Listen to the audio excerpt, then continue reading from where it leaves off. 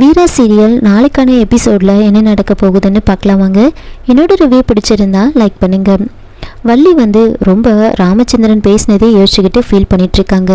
ராமச்சந்திரன் மனசு மாறி வள்ளிக்காக சாப்பாடு போட்டு எடுத்துகிட்டு வள்ளியை சமாதானப்படுத்துகிறாங்க. வள்ளி சாப்பிடு அப்படின்னு சாப்பாடு கொடுக்க வள்ளி சாப்பாடு வேண்டவே வேண்டான்னு சொல்கிறாங்க. ராமச்சந்திரன் வள்ளிக்கிட்ட மன்னிப்பு கேட்குறாங்க. நான் ஏதோ கோவத்தில் அப்படியெல்லாம் பேசிட்டேன், மன்னிச்சிரு என்ன அப்படின்னு சொல்ல, அப்போ வள்ளி நீ ஏன் மன்னிப்பு கேட்குற, நானும் தப்பு பண்ணியிருக்கேன், என்னையும் மன்னிச்சிரு அப்படின்னு ரெண்டு பேரும் மாற்றி மாற்றி மன்னிப்பு கேட்க, அப்போது வள்ளி அண்ணா சாப்பாடு கொஞ்சம் இறஞ்சாலே உனக்கு பிடிக்காதே, அப்படிப்பட்ட நீயே ஏன் நான் சாப்பாடை தட்டி விட்டேன் அப்படின்னு சொல்ல, ஏன்னா இன்னைக்கு நடந்த விஷயம் என்னை அந்த அளவுக்கு பாதிச்சிருச்சு, அந்த கோவத்தில் தான் நான் அப்படியெல்லாம் பண்ணிட்டேன். சின்ன வயசில் சாப்பாடுக்கே அவ்வளோ கஷ்டம், எனக்கு சாப்பாடு இல்லைன்னா கூட பரவாயில்ல, என் தங்கச்சி சாப்பிட்டா போதும் அப்படின்னு நினைப்பேன். சாப்பாட்டுக்கு அவ்வளோ கஷ்டமாக இருக்கும், ஆனால் சாப்பாடு இருக்காது. அப்படிப்பட்ட நான் அவ்வளோ கஷ்டப்பட்டுட்டு இப்போ சாப்பாடே நான் தட்டி விட்டுருக்கேன்னு நினைக்கும் போது எனக்கே ஒரு மாதிரி இருக்குது, எனக்கே ரொம்ப கஷ்டமாக இருக்குது அப்படின்னு சொல்கிறாங்க. அதை நினச்சி ரொம்ப ஃபீல் பண்ணி பேசுகிறாங்க. அவன் ஒரு உருப்படாதவன், அவனுக்காக நீயே இப்படியெல்லாம் பண்ண, நீ பண்ணதும் தப்பு தானே அப்படின்னு அதை பற்றிலாம் பேசி வீராவோட வாழ்க்கை இப்போ எப்படி ஆயிடுச்சு பார்த்தியா அப்படின்னு இது எல்லாத்தையும் பேசி ரொம்ப ஃபீல் பண்ணி அழறாங்க. அப்போது வள்ளி அண்ணா அழாத அண்ணன், எல்லாமே சரியாயிடும் அப்படின்னு அவரை சமாதானப்படுத்துகிறாங்க. இன்னொரு பக்கம் வீரா கோலம் போடுறதுக்காக வெளியில் வராங்க. அப்போது ஆட்டோவில் மாறன் இருக்க மாட்டாங்க. அதை பார்த்துட்டு என்ன இவன் நைட்டோட நைட்டை போயிட்டானோ அப்படின்லாம் யோசிச்சுட்டு இருக்கேன்.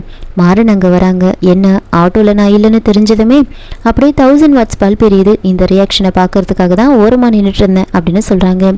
வீரா கோலம் போட்டுட்ருப்பாங்க. அப்போது அந்த தெருவில் இருக்கிற ஒரு ஆண்டி வீரா கோலம் போடுறதை பார்த்துட்டு, வீரா சிக்கு கோலம்லாம் போடாதம்மா, நல்லா பூ கோலமாக போடு, அப்போ தான் கல்யாணம் ஆயிருக்கு, உனக்கு உன் வாழ்க்கை சிக்கல் இல்லாமல் இருக்கணும்னா நீ பூக்கோலம் தான் போடணும் அப்படின்னு சொல்ல, இதில் இப்படி ஒரு ஃபிலாசபி வேற இருக்கா, ஆனால் என் பொண்டாட்டி ரொம்ப ப்ரில்லியண்ட்டு, எவ்வளோ சிக்கலான பிரச்சனைக்கும் சூப்பராக சொல்யூஷன் கண்டுபிடிச்சிருவா, அதனால தான் அவள் சூப்பராக சிக்குக்கோலம்லாம் போடுறா அப்படின்னு வீராவை பற்றி பெருமையாக சொல்ல, அப்போ அந்த ஆண்டி பாத்தியாம்மா, உனக்கு எப்படிப்பட்ட ஒரு புருஷன் கிடைக்க நீ கொடுத்து வச்சிருக்கணும், தம்பி உனக்கு ஏற்ற பையன் தெரியுமா, உனக்கு கிடைச்ச நல்ல வாழ்க்கையை நீ மிஸ் பண்ணிடாதம்மா அப்படின்னு மாறனுக்கு சப்போர்ட்டாக பேசிட்டு போகிறாங்க. அதுக்கப்புறம் பிருந்தா மாறனுக்காக காஃபி போட்டு எடுத்துகிட்டு வராங்க. இதெல்லாம் பார்த்து வீரா டென்ஷன் ஆகிட்டு கோலமாவை மாறனோட முகத்திலே கொட்டிட்டு போயிடுறாங்க.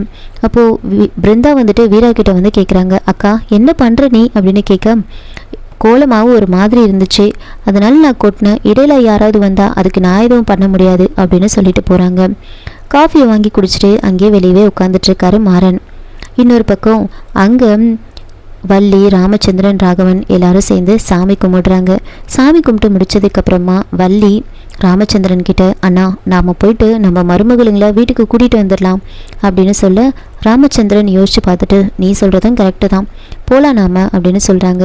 எப்படியாவது பேசி அவங்க ரெண்டு பேரையும் சமாதானப்படுத்தி வீட்டுக்கு கூட்டிகிட்டு வந்துடலாம் அப்படின்னு சொல்ல, சரி நாம் போயிட்டு பேசி பார்ப்போம் அப்படின்னு ராமச்சந்திரன் சொல்லிட்டு போகிறாங்க.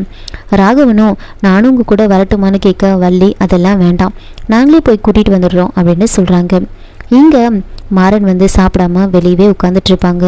உள்ள பிருந்தா அவங்க அம்மா கிட்ட போய் சொல்கிறாங்க, அம்மா மாறன் மாமாவுக்கு நான் காஃபி மட்டும்தான் கொடுத்தேன், ஆனால் அதுக்கப்புறம் அவர் எதுவுமே சாப்பிடவே இல்லை, பாவம் அவர் பசியில் இருப்பார், நம்ம ஏதாவது கொடுக்கலாமா அப்படின்னு சொல்ல, அதுக்கு அவங்க அம்மா ஆமாடி நான் கண்டிப்பாக ஏதாவது கொடுத்தே ஆகணும், இல்லைன்னா இந்த தெருவில் இருக்கிறவங்களாம் ஏதாவது சொல்லிக்கிட்டே இருப்பாங்க அப்படின்னு சொல்ல, இவங்க பேசிகிட்டு இருக்கும் போதே கரெக்டாக கண்மணி அங்கே அம்மா நீ திருந்தவே மாட்டியா, இப்போ அவனை நீ கூப்பிட்டு வச்சு விருந்து வைக்க போறியா நீ அப்படின்னு கேட்க, அப்போது நல்லா திட்டிட்டு ரொம்ப கோவப்பட்டு கண்மணி அங்கேருந்து போயிடுவாங்க.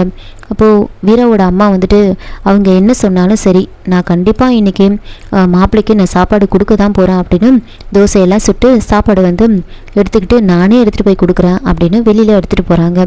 இன்னொரு பக்கம் மாறன் பீஸா ஆர்டர் பண்ணிவிட்டு எப்படா வரும் அப்படின்னு டெலிவரிக்காக வெயிட் பண்ணிகிட்ருப்பாங்க. அப்போது நேராக வீராவோட அம்மா தோசையும் சாம்பாரும் எடுத்துகிட்டு மாறனுக்கு கொடுக்குறாங்க. அதை பார்த்துட்டு தெருவில் இருக்கிறவங்களாம் நல்ல விருந்து தான் அப்படின்னு கிண்டலாக சொல்லிட்டு போகிறாங்க. தோசை அங்கே வச்சுட்டு தண்ணி எடுத்துகிட்டு வர்றதுக்காக வீராவோட அம்மா உள்ளே போயிருப்பாங்க. அந்த சமயம் பார்த்து கரெக்டாக பீஸா டெலிவர் பண்ணிவிடுவாங்க. அந்த பீஸாவை எடுத்து வச்சுக்கிட்டு சாப்பிடலான்னு வாயில் வைக்க வரும்போது கரெக்டாக வீரோட அம்மா அங்கே வராங்க. என்ன தம்பி, நான் கொடுத்ததை வச்சுட்டு என்ன சாப்பிட்றீங்க அப்படின்னு கேட்கும்போது கரெக்டாக இந்த எபிசோடை வந்து முடிச்சிருக்காங்க. என்னோட ரிவ்யூ பிடிச்சிருந்தா லைக் பண்ணுங்கள், மறக்காமல் சப்ஸ்கிரைப் பண்ணுங்கள். தேங்க்யூ.